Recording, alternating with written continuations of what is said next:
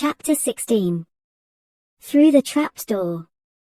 In years to come, Harry would never quite remember how he had managed to get through his exams when he half expected Voldemort to come bursting through the door at any moment.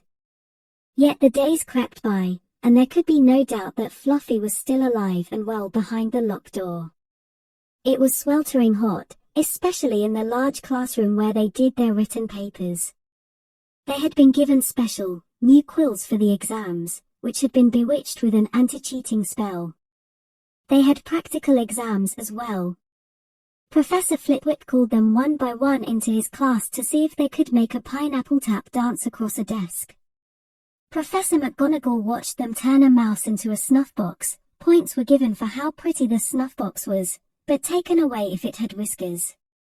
Snape made them all nervous, breathing down their necks while they tried to remember how to make a forgetfulness potion. Harry did the best he could, trying to ignore the stabbing pains in his forehead, which had been bothering him ever since his trip into the forest. Neville thought Harry had a bad case of exam nerves because Harry couldn't sleep, but the truth was that Harry kept being woken by his old nightmare, except that it was now worse than ever because there was a hooded figure dripping blood in it. Maybe it was because they hadn't seen what Harry had seen in the forest, or because they didn't have scars burning on their foreheads, but Ron and Hermione didn't seem as worried about the stone as Harry. The idea of Voldemort certainly scared them, but he didn't keep visiting them in dreams, and they were so busy with their studying they didn't have much time to fret about what Snape or anyone else might be up to. Their very last exam was History of Magic. 1 hour of answering questions about batty old wizards who'd invented self-stirring cauldrons, and they'd be free for a whole wonderful week until their exam results came out. When the ghost of Professor Binns told them to put down their quills and roll up their parchment, Harry couldn't help cheering with the rest. "That was far easier than I thought it would be," said Hermione as they joined the crowds flocking out onto the sunny grounds. "I needn't have learned about the 1637 Werewolf Code of Conduct or the uprising of Elfric the Eager." Hermione always liked to go through their exam papers afterward, but Ron said this made him feel ill, so they wandered down to the lake and flopped under a tree. The Weasley twins and Lee Jordan were tickling the tentacles of a giant squid, which was basking in the warm shallows. No more studying. Ron sighed happily, stretching out on the grass. "You could look more cheerful, Harry. We've got a week before we find out how badly we've done. There's no need to worry yet."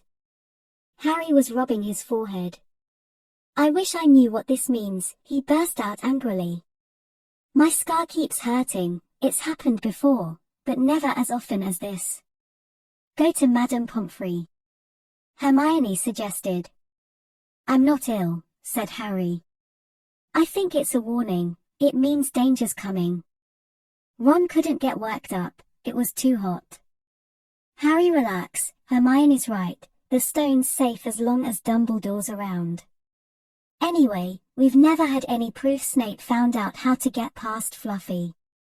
He nearly had his leg ripped off once, he's not going to try it again in a hurry. And Neville will play Quidditch for England before Hagrid lets Dumbledore down."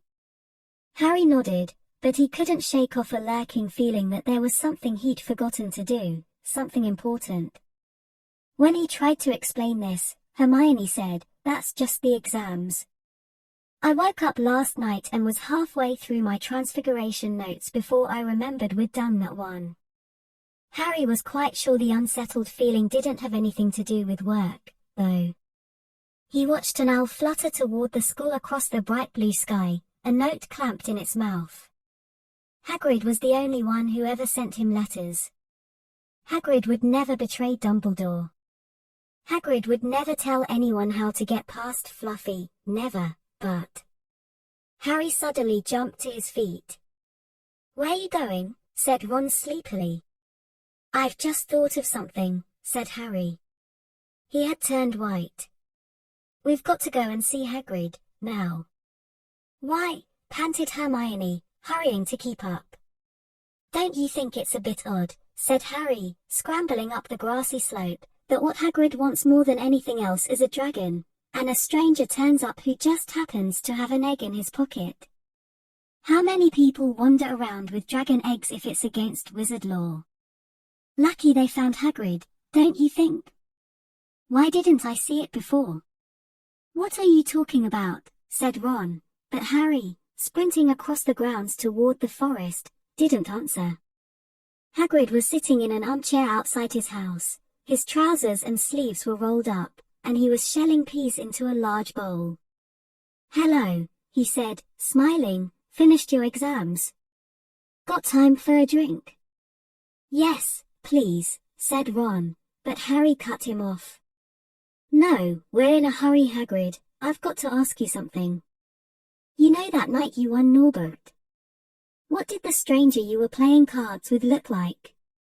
Dunno, said Hagrid casually. He wouldn't take his cloak off.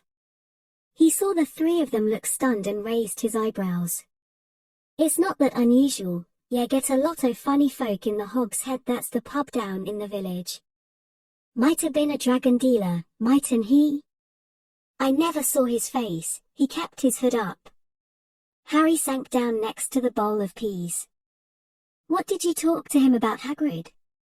Did you mention Hogwarts at all?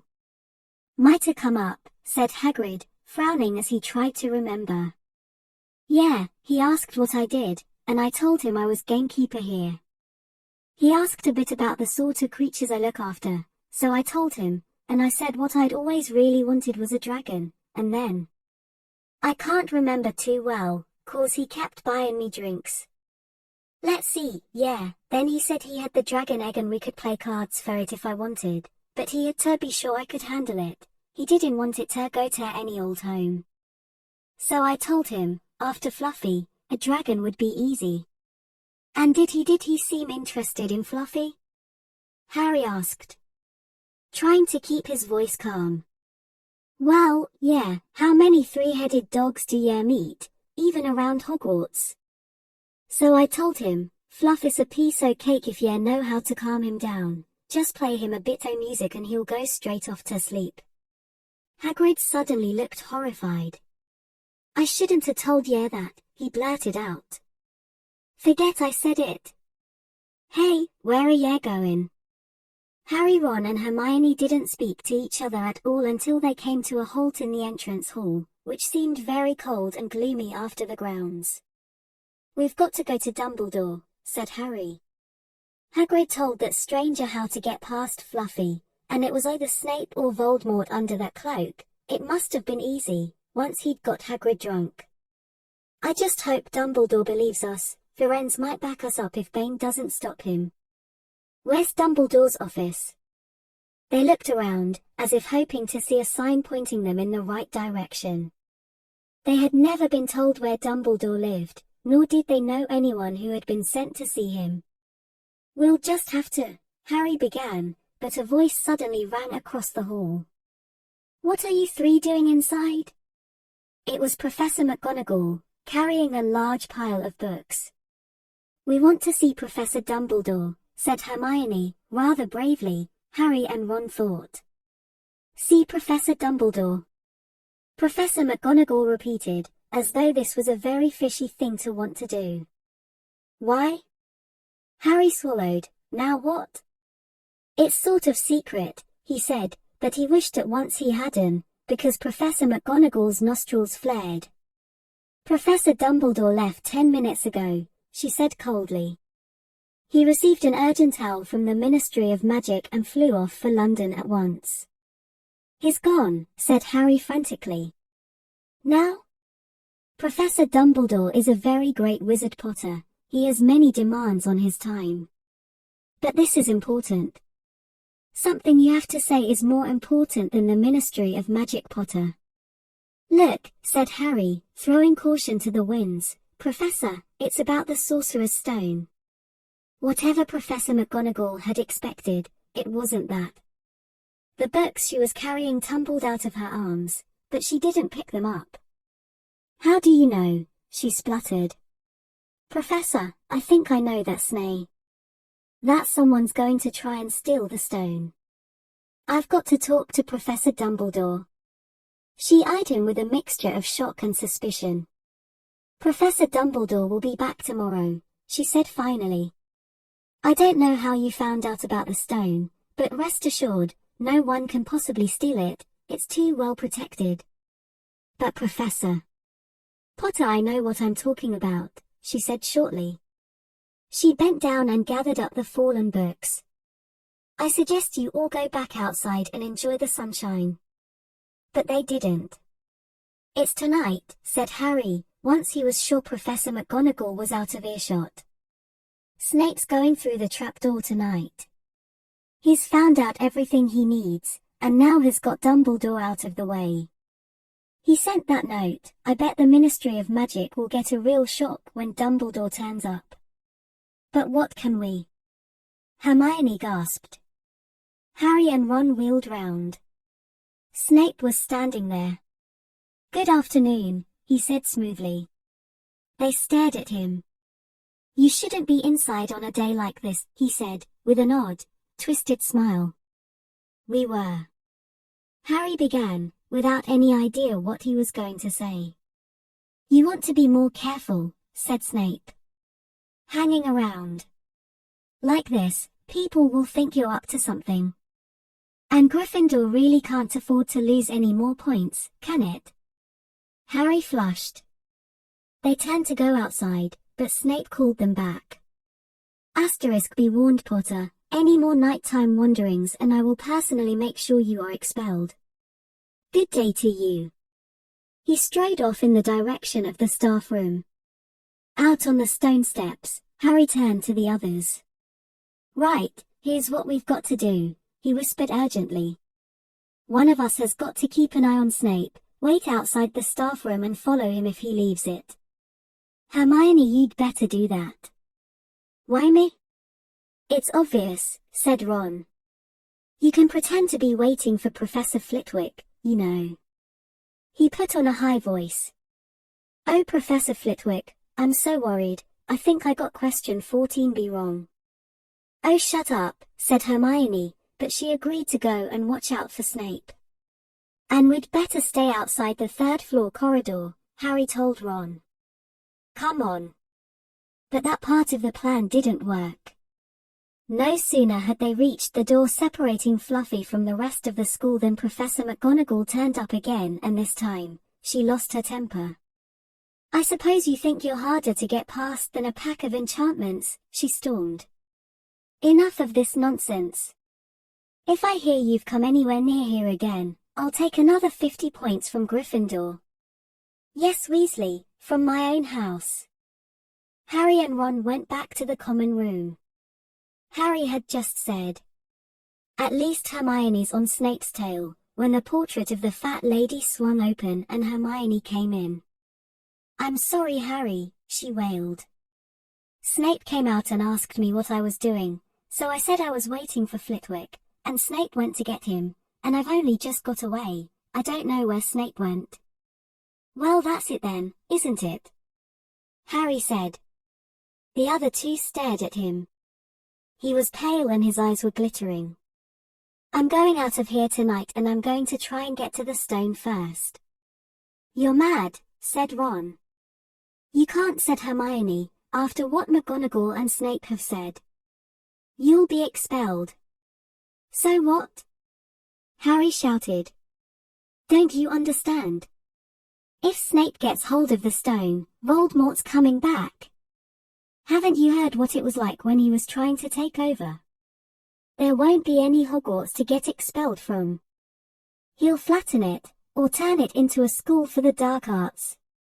Losing points doesn't matter anymore, can't you see? Do you think he'll leave you and your families alone if Gryffindor wins the House Cup? If I get caught before I can get to the stone, well, I'll have to go back to the Dursleys and wait for Voldemort to find me there. It's only dying a bit later than I would have because I'm never going over to the dark side. I'm going through that trapdoor tonight and nothing you two say is going to stop me. Voldemort killed my parents, remember? He glared at them. You're right, Harry, said Hermione in a small voice. I'll use the invisibility cloak, said Harry. It's just lucky I got it back.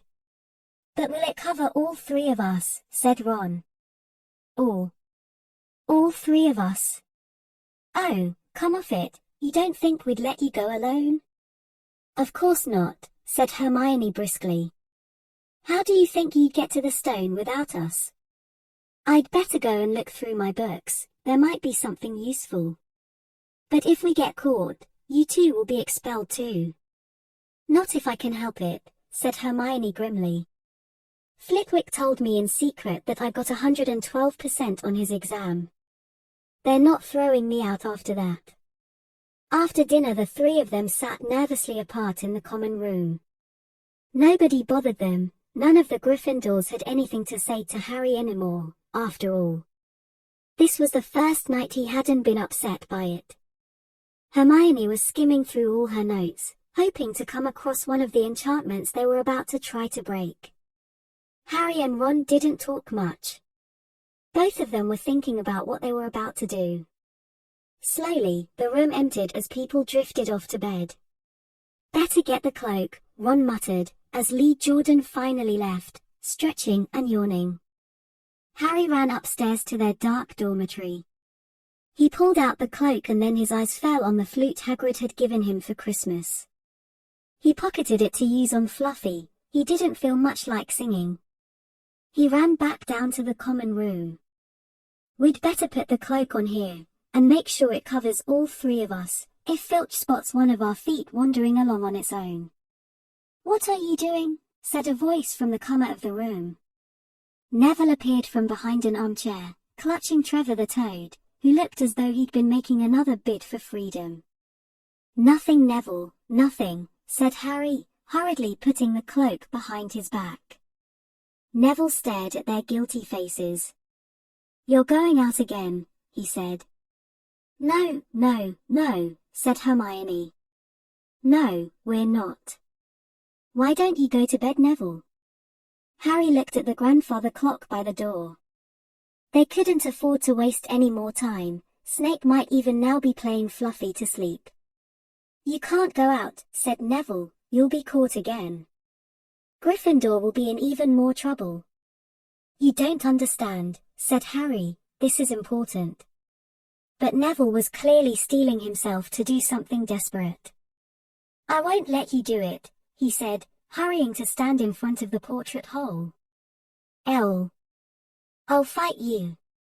Neville, Ron exploded, get away from that hole and don't be an idiot. Don't you call me an idiot, said Neville. I don't think you should be breaking any more rules. And you are the one who told me to stand up to people. Yes, but not to us, said Ron in exasperation. Neville, you don't know what you're doing. He took a step forward and Neville dropped Trevor the Toad, who leapt out of sight. Go on then, try and hit me, said Neville, raising his fists. I'm ready. Harry turned to Hermione. Do something, he said desperately. Hermione stepped forward. Neville, she said, I'm really, really sorry about this. She raised her wand. Petrificus totalis, she cried, pointing it at Neville. Neville's arms snapped to his sides.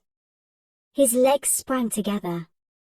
His whole body rigid, he swayed where he stood and then fell flat on his face, stiff as a board. Hermione ran to turn him over. Neville's jaws were jammed together so he couldn't speak. Only his eyes were moving, looking at them in horror. What have you done to him? Harry whispered. It's the full body bind, said Hermione miserably. Oh Neville, I'm so sorry. We had to Neville, no time to explain, said Harry.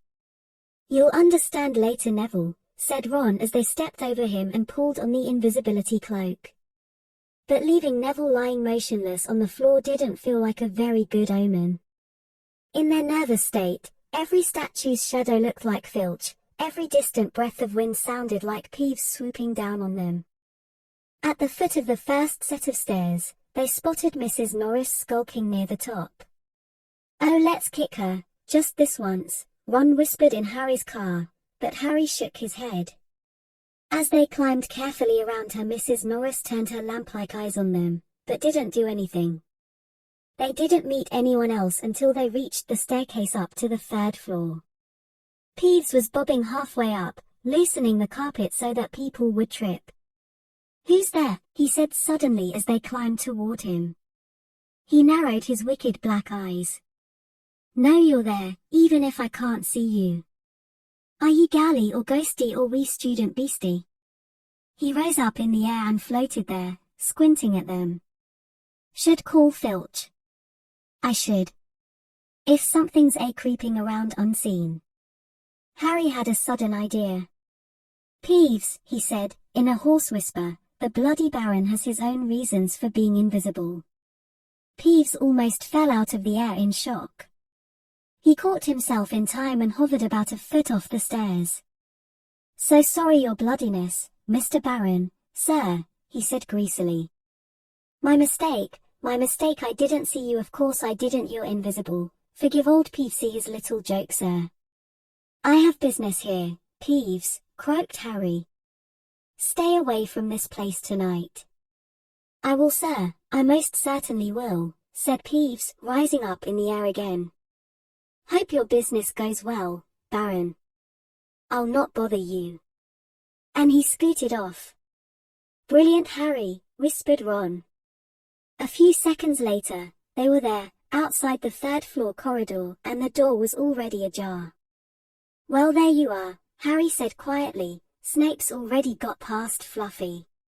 Seeing the open door somehow seemed to impress upon all three of them what was facing them. Underneath the cloak, Harry turned to the other two. "If you want to go back, I won't blame you," he said. "You can take the cloak, I won't need it now." "Don't be stupid," said Ron. "We're coming," said Hermione. Harry pushed the door open. As the door creaked, low, rumbling growls met their ears. All three of the dogs' noses sniffed madly in their direction, even though it couldn't see them. "What's that at its feet?" Hermione whispered. "Looks like a harp," said Ron. "Snape must have left it there." "It must wake up the moment you stop playing," said Harry. "Well, here goes." He put Hagrid's flute to his lips and blew. It wasn't really a tune, but from the first note the beast's eyes began to droop. Harry hardly drew breath. Slowly, the dog's growls ceased. It tottered on its paws and fell to its knees, then it slumped to the ground, fast asleep. "Keep playing," Ron warned Harry as they slipped out of the cloak and crept toward the trapdoor. They could feel the dog's hot smelly breath as they approached the giant heads. "I think we'll be able to pull the door open," said Ron, peering over the dog's back. "Want to go first, Hermione?" "No, I don't." "All right." Ron gritted his teeth and stepped carefully over the dog's legs. He bent and pulled the ring of the trapdoor, which swung up and open. "What can you see?" Hermione said anxiously. "Nothing, just black. There's no way of climbing down, we'll just have to drop." Harry, who was still playing the flute, waved at Ron to get his attention and pointed at himself. "You want to go first?" "Are you sure?" said Ron. "I don't know how deep this thing goes." "Give the flute to Hermione so she can keep him asleep." Harry handed the flute over. In the few seconds' silence, the dog growled and twitched, but the moment Hermione began to play, it fell back into its deep sleep. Harry climbed over it and looked down through the trapdoor. There was no sign of the bottom. He lowered himself through the hole until he was hanging on by his fingertips. Then he looked up at Ron and said, "If anything happens to me, don't follow. Go straight to the owlery and send Hedwig to Dumbledore, right?" "Right," said Ron. "See you in a minute, I hope." And Harry let go. Cold damp air rushed past him as he fell down, down, down and flump. With a funny muffled sort of thump he landed on something soft. He sat up and felt around, his eyes not used to the gloom. It felt as though he was sitting on some sort of plant. "It's okay," he called up to the light the size of a postage stamp, which was the open trapdoor. "It's a soft landing, you can jump." Ron followed right away. He landed, Sprawled next to Harry. "What's this stuff?" were his first words. "Dunno, some sort of plant thing. I suppose it's here to break the fall." "Come on, Hermione." The distant music stopped. There was a loud bark from the dog. But Hermione had already jumped. She landed on Harry's other side. "We must be miles under the school," she said. "Lucky this plant thing's here really," said Ron. "Lucky," shrieked Hermione. "Look at you both." She leapt up and struggled toward a damp wall. She had to struggle because the moment she had landed, the plant had started to twist snake-like tendrils around her ankles. As for Harry and Ron, their legs had already been bound tightly in long creepers without their noticing. Hermione had managed to free herself before the plant got a firm grip on her.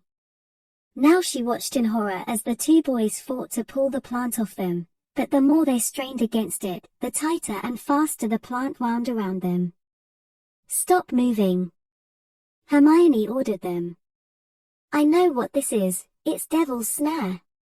"Oh, I'm so glad we know what it's called, that's a great help," snarled Ron, leaning back, trying to stop the plant from curling around his neck. "Shut up, I'm trying to remember how to kill it," said Hermione. "Well, hurry up." "I can't breathe." Harry gasped, wrestling with it as it curled around his chest. Devil's Snare, Devil's Snare, what did Professor Sprout say?" "It likes the dark and the damp." "So light a fire." Harry choked. "Yes, of course, but there's no wood," Hermione cried, wringing her hands. "Have you gone mad?" Ron bellowed. "Are you a witch or not?" "Oh right," said Hermione, and she whipped out her wand, waved it, muttered something, and sent a jet of the same bluebell flames she had used on Snape at the plant. In a matter of seconds, the two boys felt it loosening its grip as it cringed away from the light and warmth. Wriggling and flailing, it unraveled itself from their bodies, and they were able to pull free. "Lucky you pay attention in herbology, Hermione," said Harry as he joined her by the wall, wiping sweat off his face. "Yeah," said Ron, "and lucky Harry doesn't lose his head in a crisis." "There's no wood, honestly." "This way," said Harry, pointing down a stone passageway, which was the only way forward. All they could hear apart from their footsteps was the gentle drip of water trickling down the walls. The passageway sloped downward, and Harry was reminded of Gringotts. With an unpleasant jolt of the heart, he remembered the dragon said to be guarding vaults in the Wizard's Bank. If they met a dragon, a full-grown dragon, Norbert had been bad enough. "Can you hear something?" Ron whispered. Harry listened.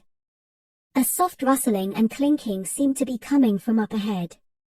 "Do you think it's a ghost?" "I don't know, sounds like wings to me." "There's light ahead, I can see something moving." They reached the end of the passageway and saw before them a brilliantly lit chamber, its ceiling arching high above them. It was full of small, jewel-bright birds, fluttering and tumbling all around the room. On the opposite side of the chamber was a heavy wooden door. "Do you think they'll attack us if we cross the room?" said Ron. "Probably," said Harry. "They don't look very vicious, but I suppose if they all swoop down at once, well, there's no other choice. I'll run." He took a deep breath, covered his face with his arms, and sprinted across the room. He expected to feel sharp beaks and claws tearing at him any second, but nothing happened. He reached the door untouched. He pulled the handle, but it was locked. The other two followed him. They tugged and heaved at the door, but it wouldn't budge, not even when Hermione tried her Alohomora charm. "Now what?" said Ron. "These birds, they can't be here just for decoration," said Hermione. They watched the birds soaring overhead glittering, glittering. "They're not birds," Harry said suddenly. "They're keys. Winged keys, look carefully. So that must mean." He looked around. the chamber while the other two squinted up at the flock of keys. Yes, look. Broomsticks. We've got to catch the key to the door. But there are hundreds of them. Ron examined the lock on the door. We're looking for a big old-fashioned one, probably silver, like the handle. They each seized a broomstick and kicked off into the air, soaring into the midst of the cloud of keys. They grabbed and snatched, but the bewitched keys darted and dived so quickly it was almost impossible to catch one. Not for nothing though, was Harry the youngest seeker in a century. He had a knack for sporting things other people didn't. Alter a minute's weaving about through the whirl of rainbow feathers. He noticed a large silver key that had a bent wing, as if it had already been caught and stuffed roughly into the keyhole. That one, he called to the others. That big one there, no, there with bright blue wings, the feathers are all crumpled on one side. Ron went speeding in the direction that Harry was pointing. Crashed into the ceiling, and nearly fell off his broom. We've got to close in on it, Harry called, not taking his eyes off the key with the damaged wing. Ron, you come at it from above. Hermione, stay below and stop it from going down and I'll try and catch it. Right now. Ron dived. Hermione rocketed upward, the key dodged them both, and Harry streaked after it. It sped toward the wall. Harry leaned forward and with a nasty, crunching noise, pinned it against the stone with one hand. Ron and Hermione's cheers echoed around the high chamber. They landed quickly, and Harry ran to the door, the key struggling in his hand. He rammed it into the lock and turned. It worked. The moment the lock had clicked open, the key took flight again, looking very battered now that it had been caught twice. Asterisk ready? Harry asked the other two, his hand on the door handle. They nodded. He pulled the door open.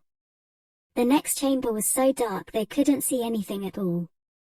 But as they stepped into it, light suddenly flooded the room to reveal an astonishing sight. They were standing on the edge of a huge chessboard, behind the black chessmen, which were all taller than they were and carved from what looked like black stone. Facing them, way across the chamber, were the white pieces.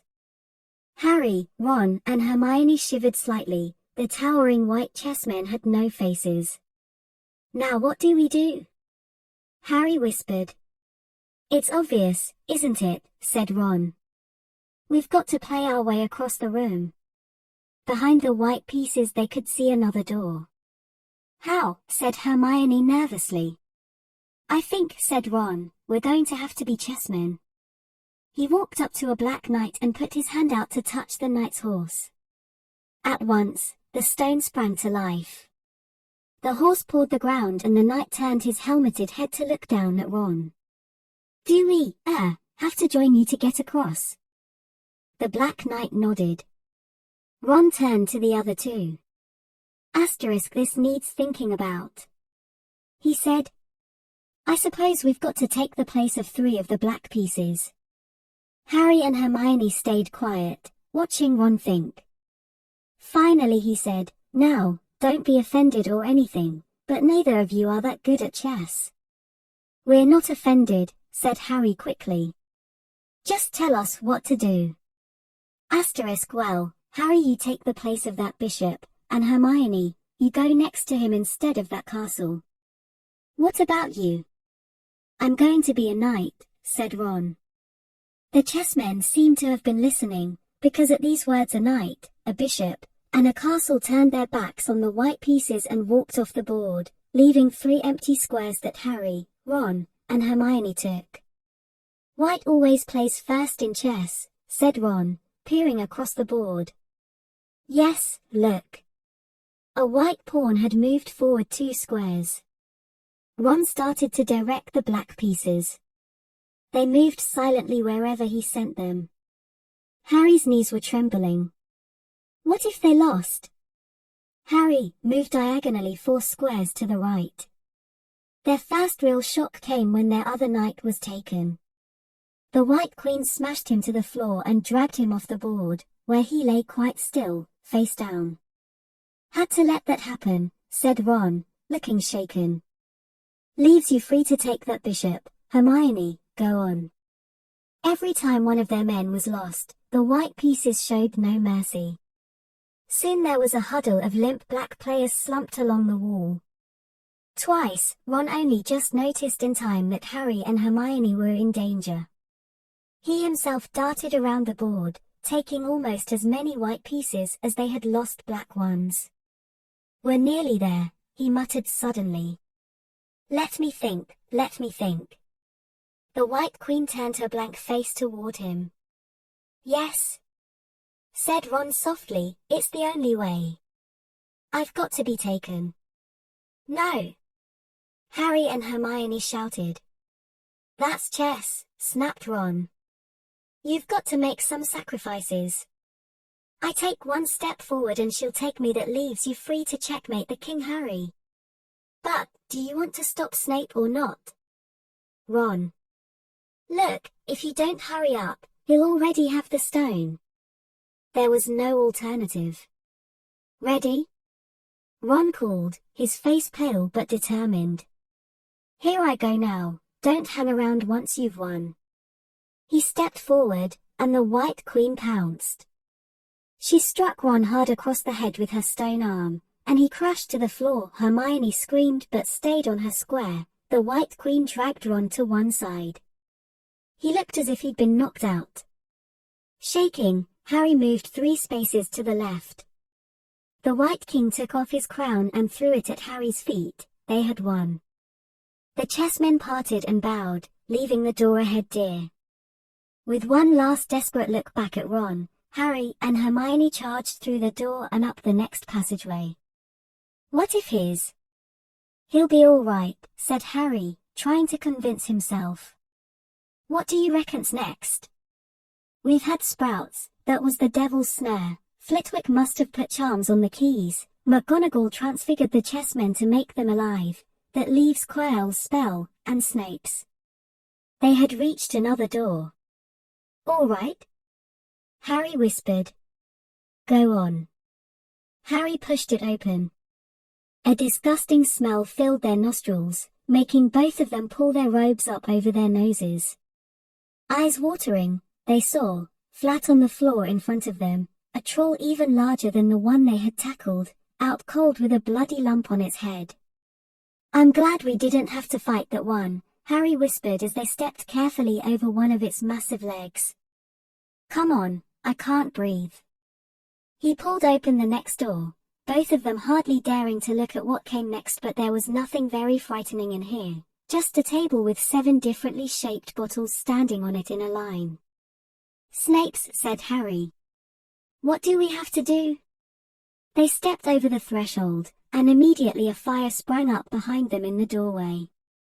It wasn't ordinary fire either, it was purple. At the same instant, black flames shot up in the doorway leading onward. They were trapped. "Look!" Hermione seized a roll of paper lying next to the bottles. Harry looked over her shoulder to read it. "Danger lies before you, while safety lies behind. 2 of us will help you, whichever you would find. One among us 7 will let you move ahead, another will transport the drinker back instead. TiVo among our number hold only nettle wine. 3 of us are killers, waiting hidden in line. Choose, unless you wish to stay here forevermore. To help you in your choice, we give you these dues for. First, however slyly the poison tries to hide, you will always find some on nettle wine's left side. Second, different are those who stand at either end, but if you would move onward, neither is your friend. Third, as you see clearly, all are different size. Neither dwarf nor giant holds death in their insides. Fourth, the second left and the second on the right are twins once you taste them, though different at first sight. Hermione let out a great sigh, and Harry, amazed, saw that she was smiling, the very last thing he felt like doing. "Brilliant," said Hermione. "This isn't magic, it's logic, a puzzle. A lot of the greatest wizards haven't got an ounce of logic, they'd be stuck in here forever. But so will we, won't we?" "Of course not," said Hermione. "Everything we need is here on this paper." 7 bottles, 3 are poison, 2 are wine, 1 will get us safely through the black fire, and 1 will get us back through the purple. But how do we know which to drink? Give me a minute. Hermione read the paper several times. Then she walked up and down the line of bottles, muttering to herself and pointing at them. At last, she clapped her hands. Got it, she said. The smallest bottle will get us through the black fire, toward the stone. Harry looked at the tiny bottle. There's only enough there for one of us, he said. That's hardly 1 swallow. They looked at each other. Which one will get you back through the purple flames?